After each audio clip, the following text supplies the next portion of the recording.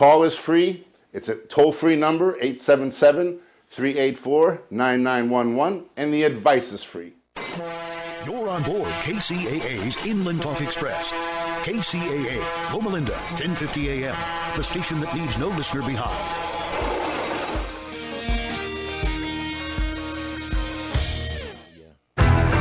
Hello, world, and welcome to the E Factor Radio Show on KCAA Radio.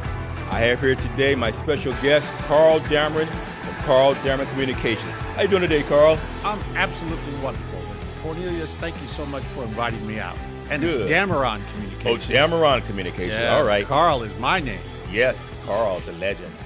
Okay, Carl. I'm a legend in my own mind. Yes, yes. Well, we're here as our Black History Special, and our topic is Black America Then and Now. And so before we get started, why don't you tell us a little about you and your company? Dameron Communications is a full-service advertising and public relations firm. Started in 1988, and we do radio, TV, newspaper ads. We do billboards. We create TV programs. We do social media, websites, TikTok, and all of the above. Our goal is we work with our clients to convince people to buy their products. Our goal is to increase the sales and profits, and we also work with nonprofit organizations to get their message out to their target audience and to get them to change behavior. Change behavior, that's critical. So you span almost everything from the way it sounds. Well, in advertising. Right, in Advertising and public relations, that's our niche. We've got a team of 15 professionals working for us, including 2 PhDs and several master's degrees. So, we've got hundreds of years experience stacked up on our side. We know what we're doing. We're degreed professionals. This is our daytime job. It's not our part-time gig. And we work for cities and counties and other organizations, the Salvation Army, LaSalle Medical Associates, and other great firms out there. What you said is critical. It's important because you said it's just our daytime job. Because a lot of time in business, I found that I'll go find somebody and they'll say, oh, I can do this, I can do that. And you're waiting on them to produce what they say they can produce. And you're waiting and you're waiting, you're waiting. Then you finally get a hold of them. They goes, oh, well, I'm doing this part-time because I have another job. He goes, well, when I talked to you, you didn't tell me you had another job. I need this done today or yesterday.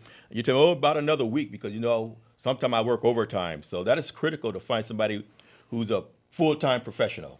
Thank you very much. Yes, I have, this is what I do to eat and pay my bills.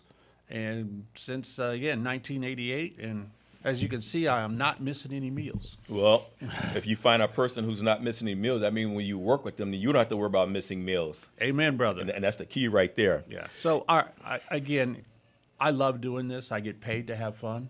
The whole team of professionals, we love what we do. Our videographers, our directors. We have a casting agent, so when we do a commercial for you, it's not just your brothers and sisters. We bring in local professional actors who are good at what they do, and we cast them, and so they come in and they don't stumble and bumble. They articulate. I'm also proud to be a father of 4.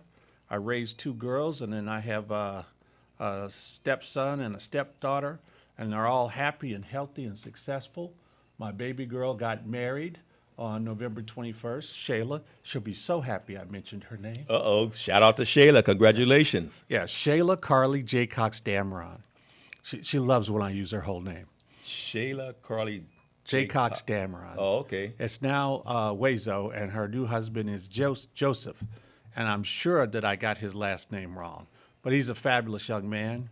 And of my 4 children, 3 are married, and 1's in a long-term committed relationship, and none of them live at home. Did I say That's the best part. Did I say none of them live at home? No, that's the best part right So, there. I'm very happy. I've got a college professor. I've got an actress.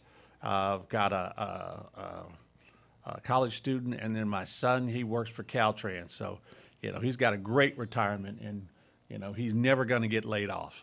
So I'm very, very proud of my children, and I'm very, very happy that they're doing well, that they're successful. Great. That's good to hear. And as a father, and an African American father, that is my greatest achievement in life. Wow, excellent.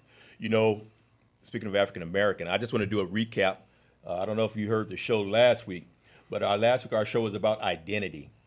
And so after the show was over during the week, I got different comments from people and different inputs and everything. And so I did get a chance to talk to a few people. And of course, you know, that goes, well, while you're talking about all the different changes that we went through from being colored to Negro to Black to African American, you know, a lot of times we classify ourselves as light skin, dark skin, good hair, bad hair.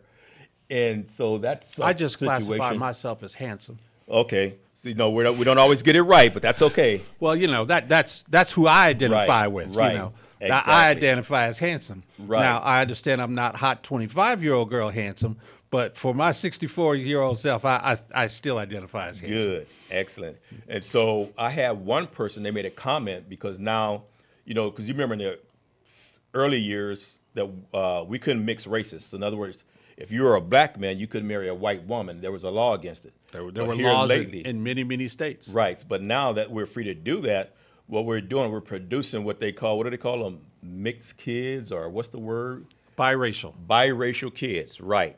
And- Biracial, triracial. yeah, and you know, almost like so many. And so this one person reached out to me and goes, well, you know, by me being biracial, you know, the production of freedom to do as you want and love as you want, you know, I get a lot of flack sometimes depending on which family I go to. Like one family may accept me and the other family doesn't. And so that makes that puts what do you want to call it, a mental burden on this particular person. So we got to thinking is like, you know, how many people are in this situation? You know, depending, of course, how far back your family goes, because let's say if you go back 2 or 3 generations, when that time it wasn't acceptable to do it, and now here you are, you're trying to survive in this family, and you have one set of values and things here, and you have another set here that may not line up, and that can put pressure on you as an individual, because you know, like when you go here, you have to act a certain way. You go here, you act another way, and the way you're viewed is different. So let's say, for example, we just said about the light skin, dark skin thing. You go one place and you're more accepted and you're praised, so to speak, but you go another place and it's like, you know, your nose turned up at you. And so the mental effect that has on people, that could be a great challenge for them. Breathing is a great challenge for us. Right. I mean, we're living a life full of adversity, and it's sad. It's very sad when your family doesn't accept you for who you are. And we have to understand that the only person I can control is me. Right. And I like to remind people that, you know, I've been wanting to lose 20 pounds for more than 10 years, and I haven't, which means I can't control myself. So how am I supposed to control anyone else? We have no control of anyone else. Control is an illusion. And the pandemic taught us that, Right. right? It changed, snatched that idea away from us real quick. So it's very important to understand that not everyone is going to like you. And just because they're related to you doesn't mean that they're going to like you. And unfortunately, many people, I was born in 1959, so I was not a first-class citizen. There are many people who were born in the 30s and the 40s where you could be killed, be lynched, be beaten, be shot by disrespecting or talking back to a white person. Right. And there is a lot of hatred, and there is a lot of animosity toward different ethnicities. And in World War II, we fought a war against the Japanese, and then we fought the Vietnam War. So there are many people who have hostilities against Asians, and they lump them all into one basket. And it's not right, especially in America, when we say that we hold these truths to be self-evident, that all are created equal and endowed by their creator by certain inalienable rights. Among those are life, liberty, and the pursuit of happiness. So we all have that right to pursue happiness and to be happy. Unfortunately, those rights conflict. So it's up to us who are understanding and accepting to help those young people and those other people through when they have to deal with people who are not accepting.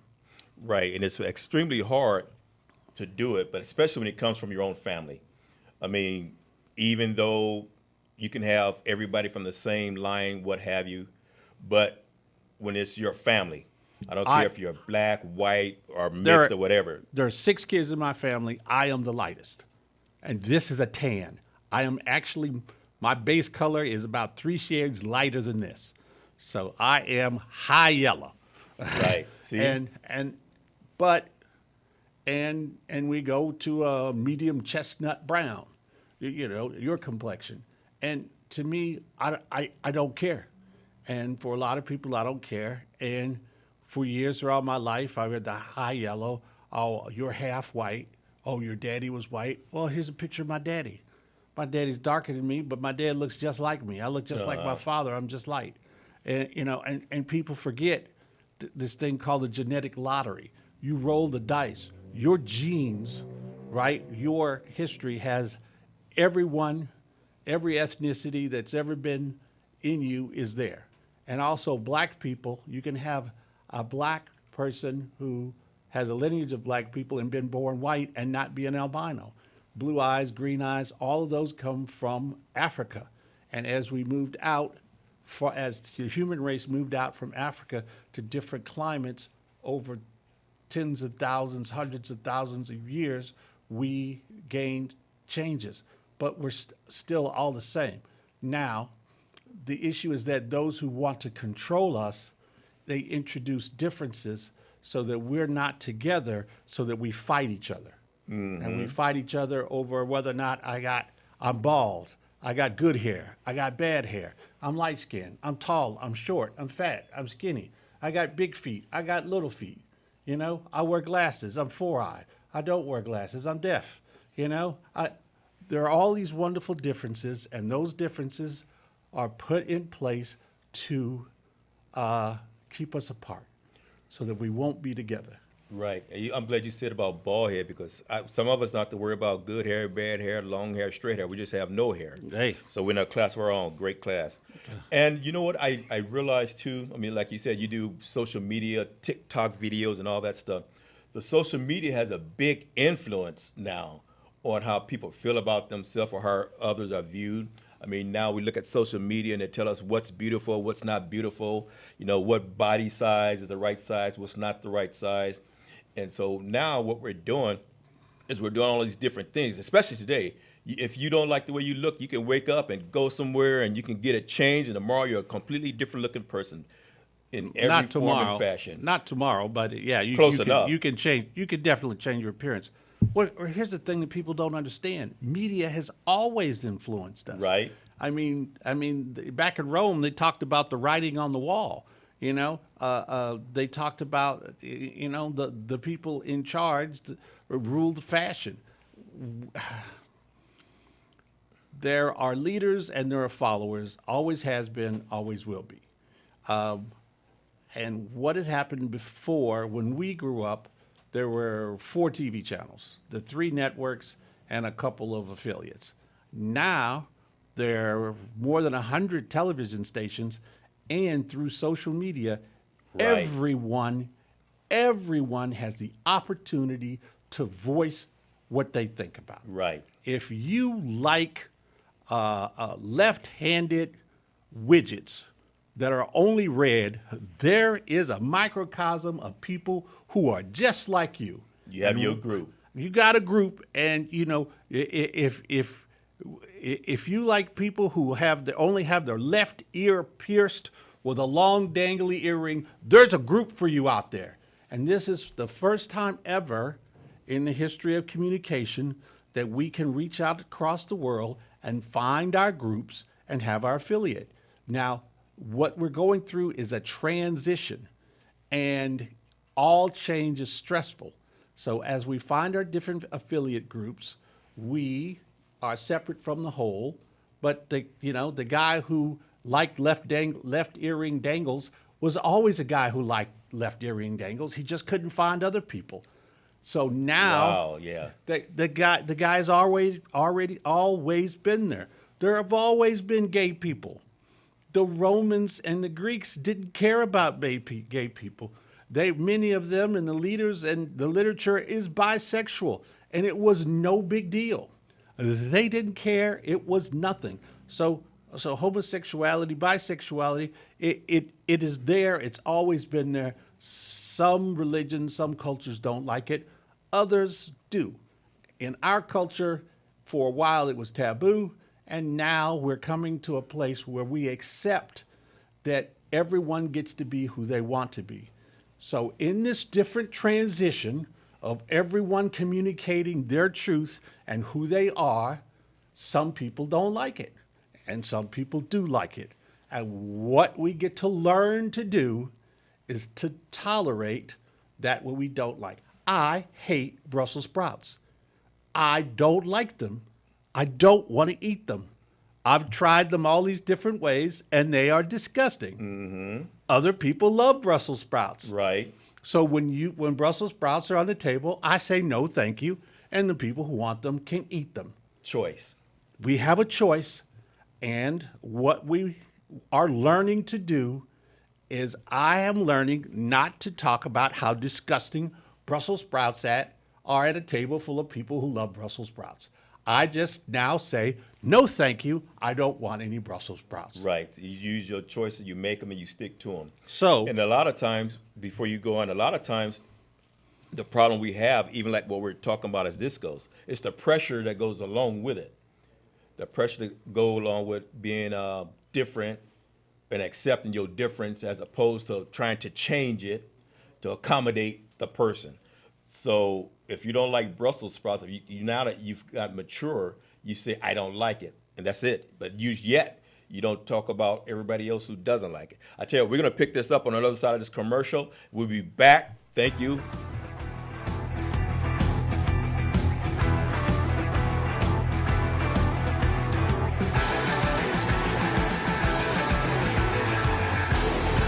KCAA Radio has openings for 1-hour talk shows. If you want to host a radio show, now is the time. Make KCAA your flagship station. Our rates are affordable and our services are second to none. We broadcast to a population of 5 million people. Plus, we stream and podcast on all major online audio and video systems. If you've been thinking about broadcasting a weekly radio program on Real Radio plus the internet, contact our CEO at 281-599-9800. 281-599-9800. You can Skype your show from your home to our Redlands, California studio where our live producers and engineers are ready to work with you personally. A radio program on KCAA is the perfect work from home avocation in these stressful times. Just type kcaaradio.com into your browser to learn more about hosting a show on the best station in the nation or call our CEO for details. 281-599-9800. And now, the voices of KCAA with an exciting announcement. Want to hear NBC News or KCAA anywhere you go? Well, now there's an app for that. KCAA is celebrating 25 years and our silver anniversary with a brand new app. The new KCAA app is now available on your smart device, cell phone, in your car, or any place. Just search KCAA on Google Play or in the Apple Store. One touch and you can listen on your car radio, Bluetooth device, Android Auto, or Apple CarPlay. Catch the KCAA buzz in your earbuds or on the streets, celebrating 25 years of talk, news, and excellence with our new KCAA app. Just do it and download it. KCAA, celebrating 25 years. Okay, welcome back to the E-Factor Radio Show on KCAA. I'm here with my special guest, Carl. Carl, before we left over, we were talking about all the different things of likes and dislikes, and having some issues forced on us or not forced on us. You mentioned about leadership who like certain things, or we talk about some that like the gays and didn't like gays, even though it was around the whole time.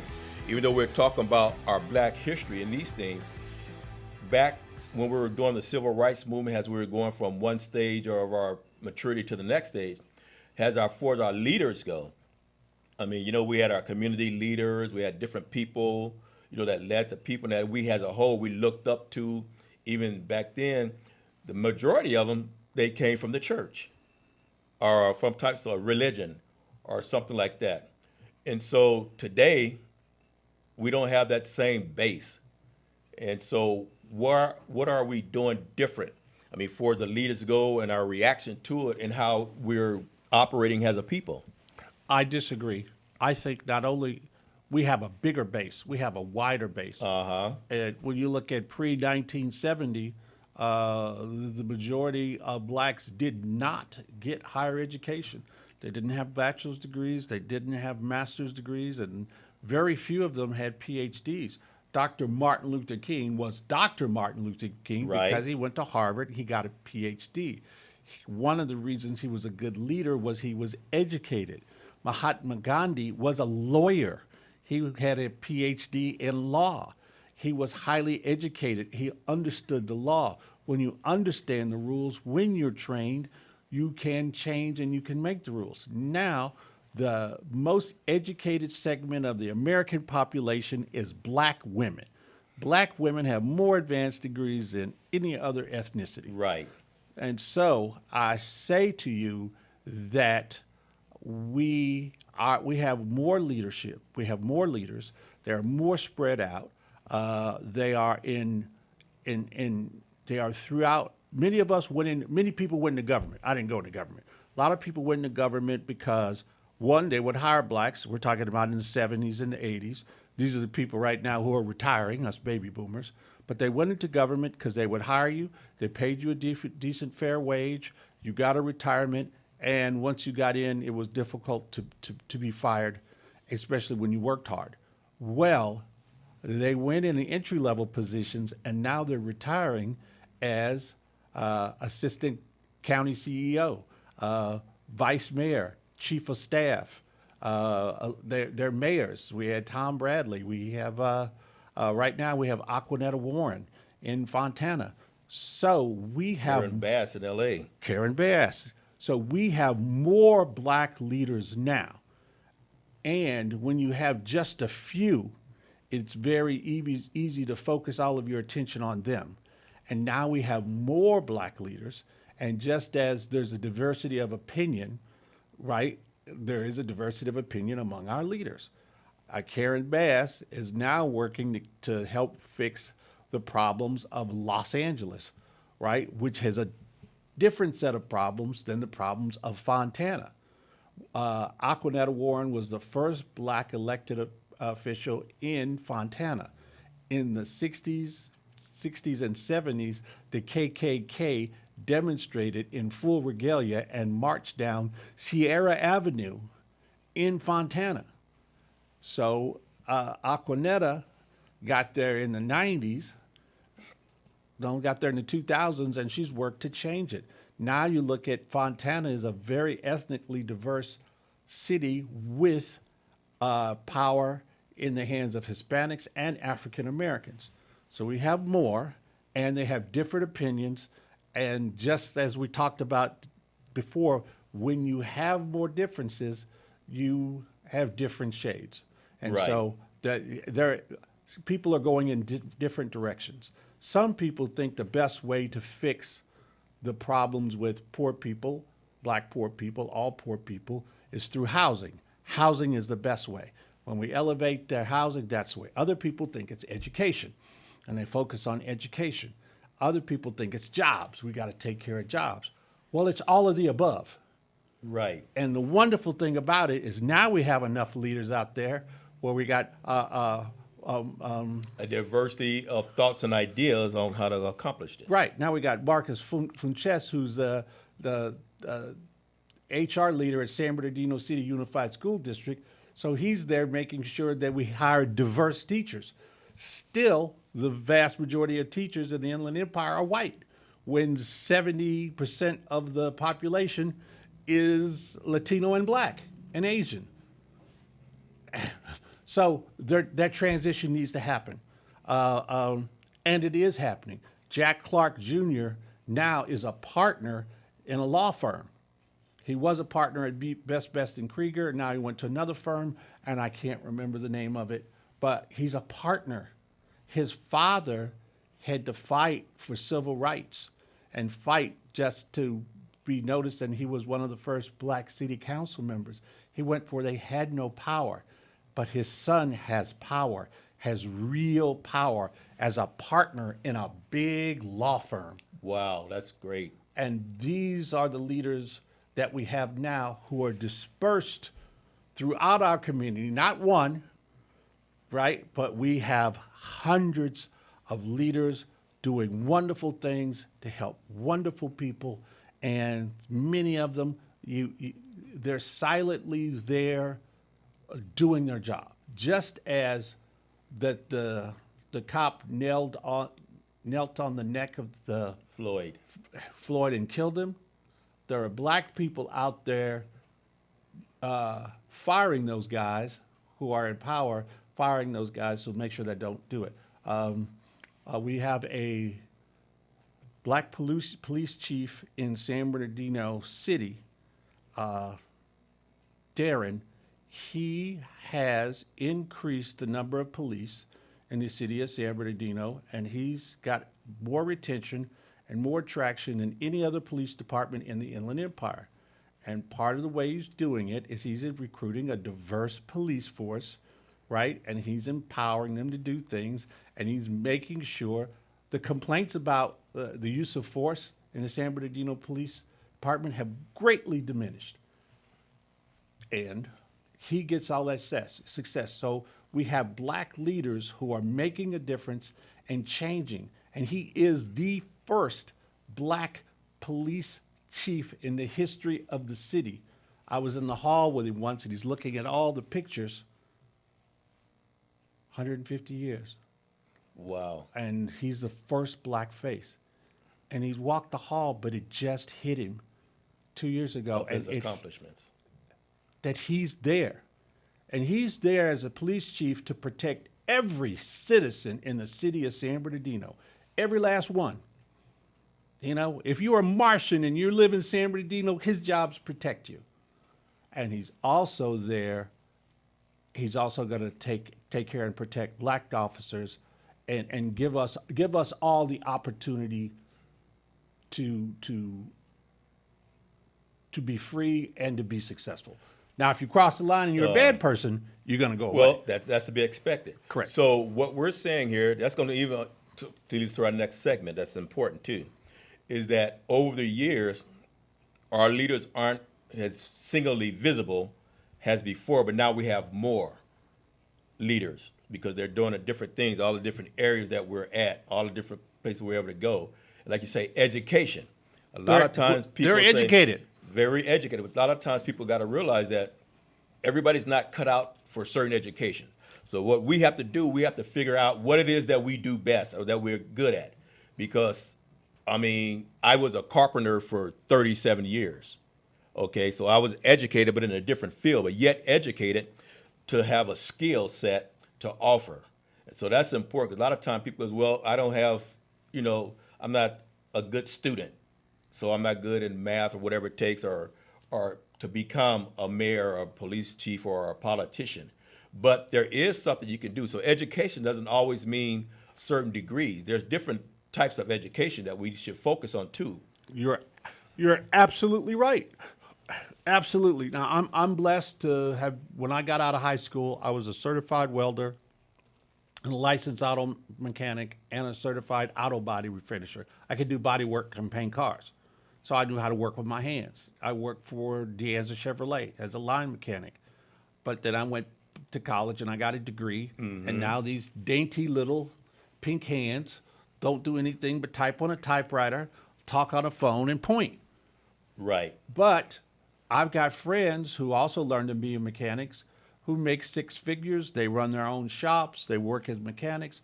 And it's all valid. We need everyone. We need people to assemble the microphones, to put our cars together.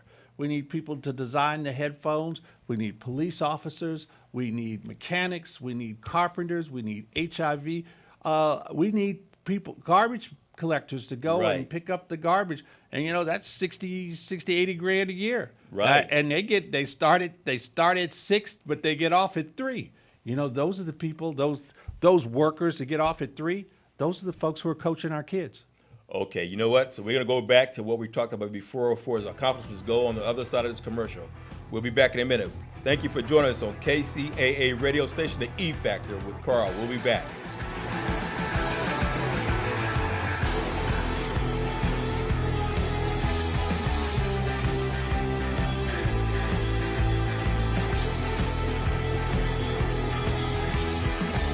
KCAA Radio has openings for 1-hour talk shows. If you want to host a radio show, now is the time. Make KCAA your flagship station. Our rates are affordable and our services are second to none. We broadcast to a population of 5 million people. Plus, we stream and podcast on all major online audio and video systems. If you've been thinking about broadcasting a weekly radio program on Real Radio plus the internet, contact our CEO at 281-599-9800. 281-599-9800. You can Skype your show from your home to our Redlands, California studio where our live producers and engineers are ready to work with you personally. A radio program on KCAA is the perfect work from home avocation in these stressful times. Just type kcaaradio.com into your browser to learn more about hosting a show on the best station in the nation or call our CEO for details. 281-599-9800.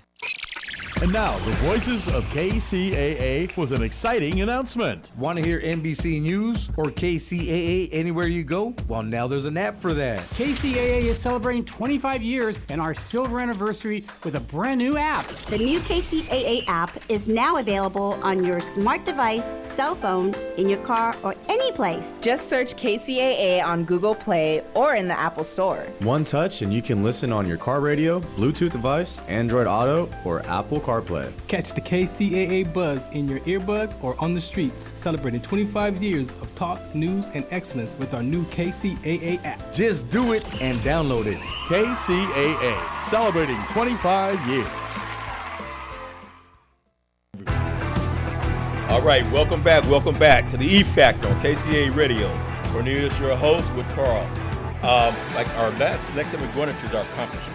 Right. And you know, a lot of time when people think of accomplishments, you know, they think of like you say Martin Luther King, or of course, you know, President Barack Obama being the first black president, or Kamala Harris being the first black vice president. But things that we were talking about before, those are really important because it's not just individuals, which are great, but we're talking about as a whole, the thing we were able to accomplish through education and all the different people, the police chief and all this. So that's what we need to talk about because that's a job only one person can have. I mean, only one person can be the president at a time. Right. Only one person can be the vice president at a time, but we can do things in numbers and other numbers, like you were talking about through education. So let's talk a little bit about the accomplishments that we have has a whole, not individually, which are individuals are important, but has a whole. Well, the majority of blacks in the Inland Empire are now middle class. That is a tremendous accomplishment. Right. Because, we have financial power, financial ability. My children, I had a deficit. You know, when I wanted something, my father died when I was 6, and we got insurance and Social Security and civil service survivor benefits, so we had enough to pay the bills. We were lower middle class, where the basics got covered. I was not hungry. I had good clothes, but you know, I was not spending my summers in Paris. You know, right. But we had a deficit. You know, when you wanted something, well, you're going to have to wait till next month for that, or that's something special. You want a bicycle, you got to wait for your birthday. Well, my kids were growing up. They said, "Dad, we want a bike." I said, "Okay, let's go down and get a bike." We went down that day. We went down that day. I bought bikes. I bought bicycles for everyone. So in their mind, they don't have a deficit. In their mind, they have money in the bank. My 22-year-old has money in the bank. And I taught her, it's nobody's business how much money you have. Not your mama, your daddy, your brother, your sister. Definitely not your boyfriend. The only person that gets to know is your spouse. And if they waste money, they don't get to know. So I don't know how much money my children have because it's not my business. It's not my money. Right. But I do know they save money. They have good credit scores. And that's something that they were taught. And that's something that learned. And that empowers them. Right? We were on Section 8. Right? Because we had low money. There's 6 of us. Of us 6, 5 of us own our own homes. 3 of us have degrees. Everybody has a 2-year degree. And 3 of us have a bachelor's degree, 2 masters, and 1 PhD. But that's a success. Right. And that's what this country helps people do. If you want to build, if you want to grow, right, you can do it. We all own homes, and the one person that doesn't own a home had a brain tumor in 2007 and is disabled. So those are the successes that we can go out and we can get a job. We can get a good job. You can go get a union job now. And there was a time when you couldn't get a union job. Right. You were, the carpenters union wouldn't let you in. Right. Now the unions will let you in. Those are successes. Those are achievements. There are guys who work at Caltrans who are leaders, who are black men, who are leaders, who teach the young men to come in to be fathers and to be hard workers and to understand that you come and you work hard. And they train these next generation of young men. They are leaders. They are successes.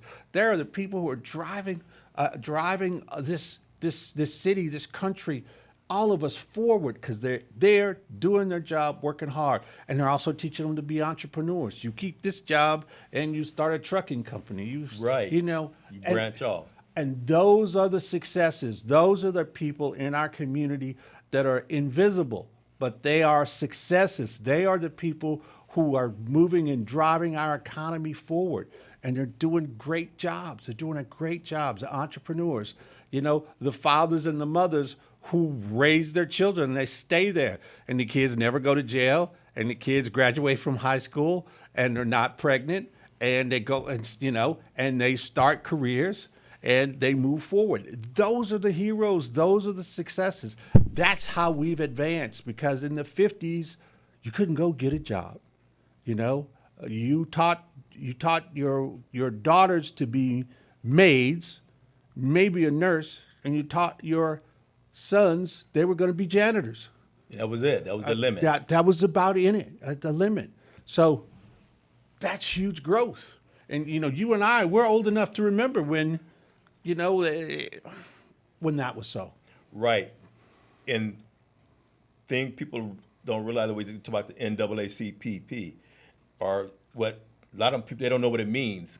The younger people and the next generation after us, but we are still in that mode because we are still advancing colored people. Correct. From that foundation, we are still advancing. We're still moving forward. All these things that were accomplished, like you said before, when the black women, the only thing they could think about is being a maid or something to that. Like you said, like we just talked about a little while ago, all the success they're having. I mean, they're driving the force for entrepreneurs, going all these different things. I mean, the guys, we're doing our thing, but we're sort of lagging behind. Let's be honest. But like you were saying, about when the guy teaches the other young guys how to do these things and how to do these things, it's all a process. Yes. It is all a process. And they're out there. These men are out there. Yes. We are out there. We are successful. We are doing it. We got Terrence Stone, who works for Young Visionaries. Right. Who's a ex-gangbanger who opened this nonprofit. He's actively reaching out to these young people and telling them there's another way. Right. There's a better way. Yeah, Terrence is a good guy. Good guy. There's a great, better way so you can live and you can have, when you see all that stuff on TV, you can have it, right, and be safe. You think... Don't have to look behind. Right. You can have it and you can be safe and you can live a wonderful and comfortable life, and there's a different way. There are different ways. So we have so many wonderful black people out there helping. And, we would not be here without all the wonderful white people who helped. Well, see, that's a thing that's important, because a lot of times people fail to realize that that's it. They goes, oh, whites this, whites that. No, from the beginning they've helped. From the beginning. I mean, it's like with anything else. Everybody's not bad. Everybody's not bad. The Underground Railroad was run by white folks. Right. And even NAACP, they established that along with the colored people. And so in everything we do, we have to be careful of what we say and do and how we influence people to feel about other things, because no matter what, like you said, no matter what happens, we still have to live together, work together, and we need to focus, even going back to Terrence Stone, we need to focus on changing the mindset of our young people. Like I say, he works with a lot of men, so we need to change the mindset of them. As older men, we need to reinvest time in the community with these young men, because a lot of times, like you said, it was critical that you grew up in a home without a father. Okay, so when you grew up in this home, apparently your mother was very influential. And so growing up in a home without a father, a lot of times what we do is not necessarily who we are. But if this is what we learn, this is all we see, this is what we become. How do you tell somebody, oh, you could be better, but they never see it? So as a successful men, black men, we need to go back and reinvest some of this time into the community with the young black men. Tell them, you know what?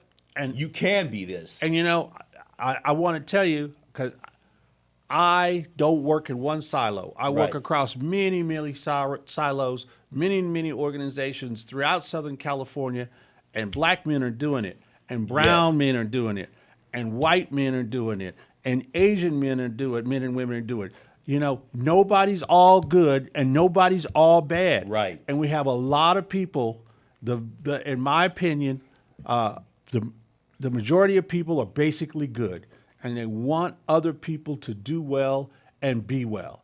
And I see it every day, and people are out there working.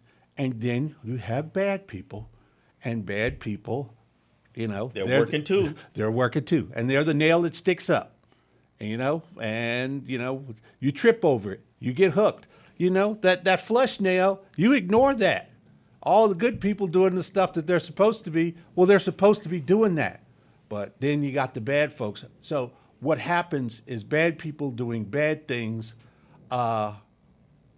they stick out. They're more prominent. They get a lot of attention. And just because bad people are doing bad things doesn't mean it's all bad. Right. It's just like we were talking about earlier about social media. And you were saying you can go there and find your group, or you could find whoever fits your needs or your whatever you want to do.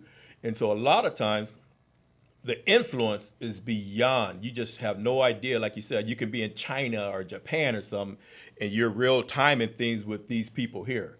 And that gets into your mind. Like we said, we got to be careful about what we do and have discernment. But I think what's going on now, especially these days, because when we were growing up, there was no internet, there was no TikTok, there was none of these things. There was gossip, though. There was gossip, but gossip only went so far as you are. If you're there, it goes Correct. there. But it's not like going to reach you 1,000, 2,000, 5,000 miles away. So what we really need to do, we have to really be careful as parents, even grandparents, on where our kids are getting their information from. The influence that social media is having on them. We have to teach our children, because we will not always be with them. Right. Because, you and I snuck a cigarette, right? We knew we weren't. One or two. Right. We have to teach our children to think.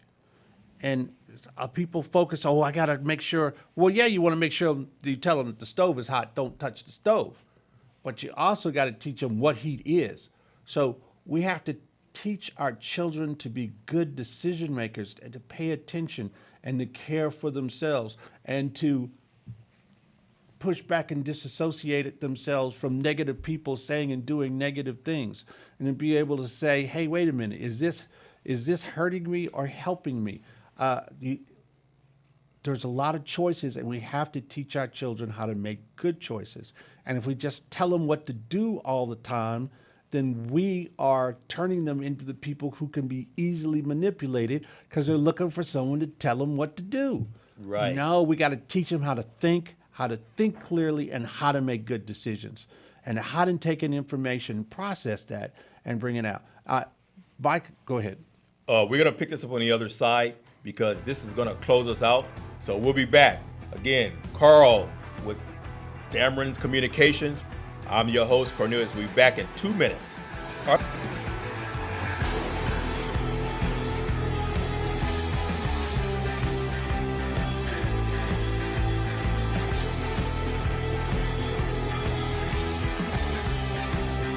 KCAA Radio has openings for 1-hour talk shows. If you want to host a radio show, now is the time. Make KCAA your flagship station. Our rates are affordable and our services are second to none. We broadcast to a population of 5 million people. Plus, we stream and podcast on all major online audio and video systems. If you've been thinking about broadcasting a weekly radio program on Real Radio plus the internet, contact our CEO at 281-599-9800. 281-599-9800. You can Skype your show from your home to our Redlands, California studio where our live producers and engineers are ready to work with you personally. A radio program on KCAA is the perfect work from home avocation in these stressful times. Just type kcaaradio.com into your browser to learn more about hosting a show on the best station in the nation or call our CEO for details. 281-599-9800. And now, the voices of KCAA with an exciting announcement. Want to hear NBC News or KCAA anywhere you go? Well, now there's an app for that. KCAA is celebrating 25 years and our silver anniversary with a brand new app. The new KCAA app is now available on your smart device, cell phone, in your car, or any place. Just search KCAA on Google Play or in the Apple Store. One touch and you can listen on your car radio, Bluetooth device, Android Auto, or Apple CarPlay. Catch the KCAA buzz in your earbuds or on the streets, celebrating 25 years of talk, news, and excellence with our new KCAA app. Just do it and download it. KCAA, celebrating 25 years.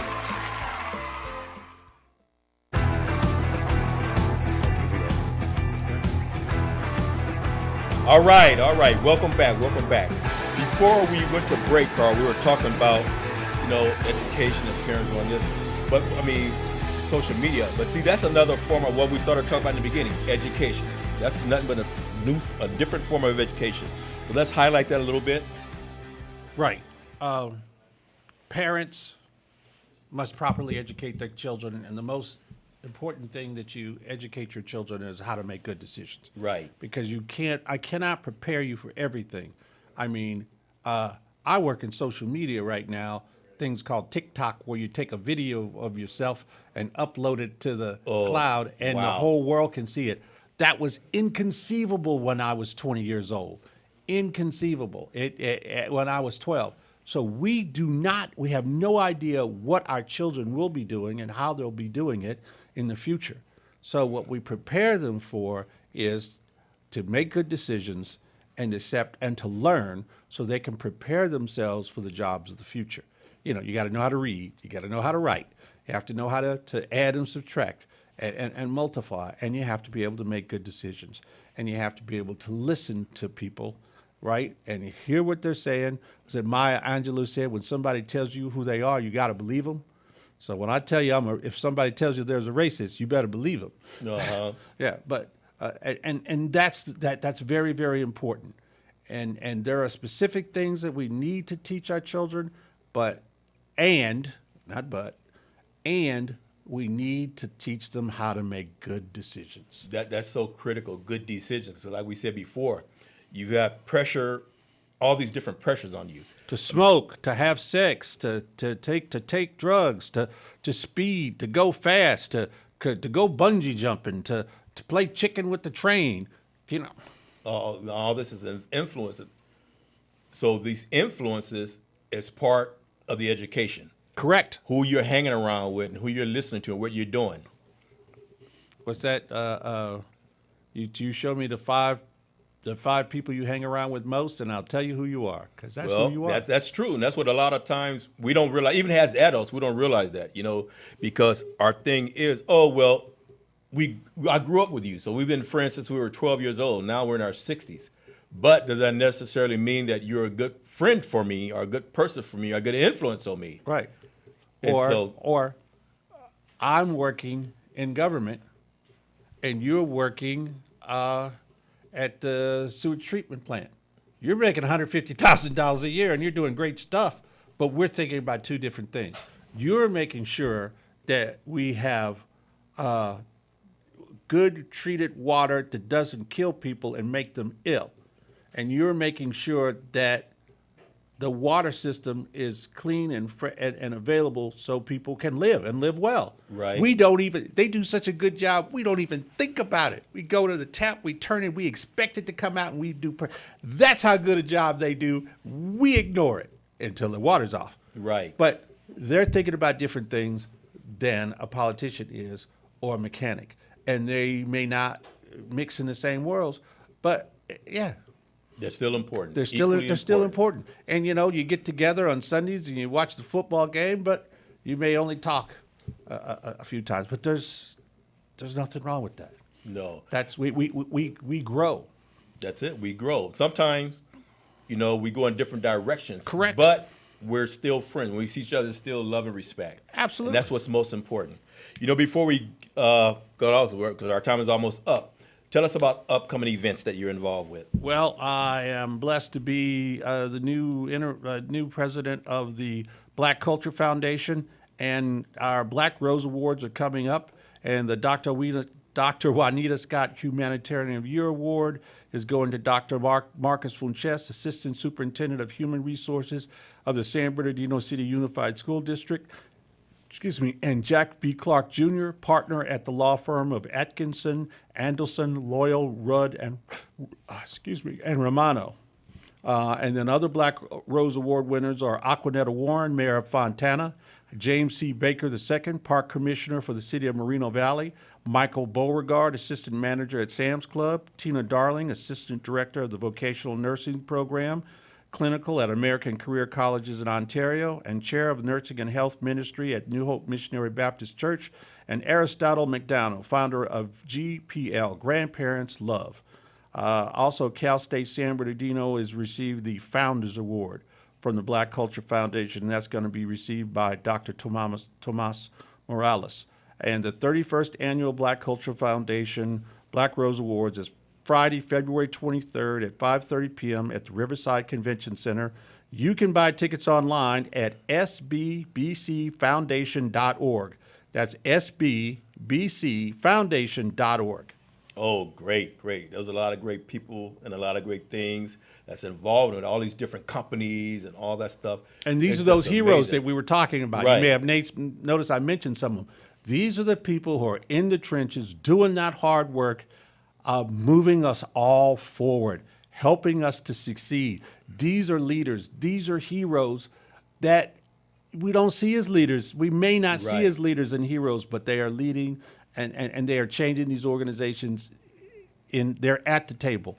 One of the old jokes I heard, if you're not at the table, you're on the menu.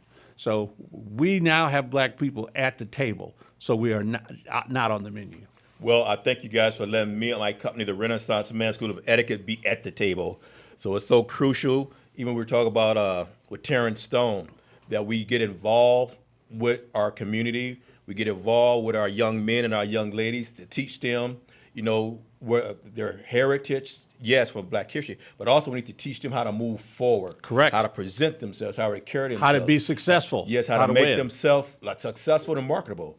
And so, therefore, we're going to end this today. Carl, thank you for being here. Thank you for coming.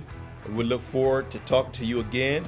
All right. Thank you, everyone, for joining the E Factor with the Renaissance Man, Cornelius Bryant, and with Carl. We'll see you later. Thank you. Thank you very much. Pleasure to be here.